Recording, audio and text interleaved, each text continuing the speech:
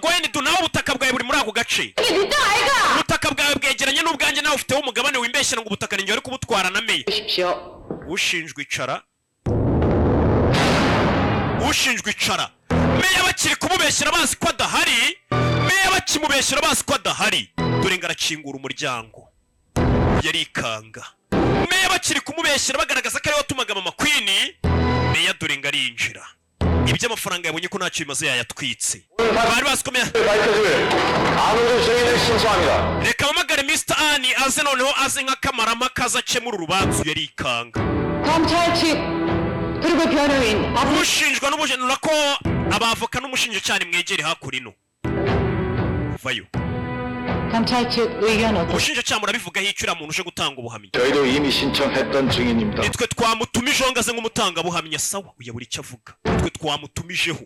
uriya mugabo ntago arya ruswa muze Coni. urabivuga hikize. 안호주 증언. ese urakeka 내가 못 누를 거라고 생각해? ubuhamya bwe ntago ndi bubashe kubugira ubusa mucamanza.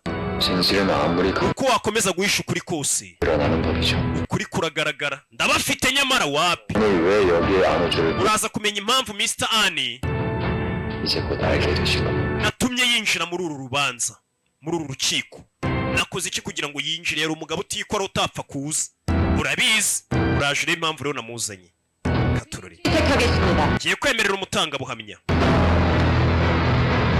umutanga buhamya arinjira. 서서하겠습니다. ndarahira 아직 안호주 njyewe Mr. Annie nuko kivugira kubera ibimugi byinshi. 승긴 ndarahira n'umutima nama wanjye kandi babwiza ukuri. 있는 사실 그대로 다 말하고 sibye ukuri kuzuye nta kindi ndi bubabwire kitari ukuri. 거짓말이 있으면 namutse ngize icyo mvuze cy'ikinyoma si bwaba ari n'ubwa mbere. nyifite ukuntu kirahira nabi. ndemera ko mvuze ikinyoma nabihanirwa. yararahiye ariko arahira nabi nk'ibandi nyine ku buryo bumva ari nk'imbobo bitayivuye ku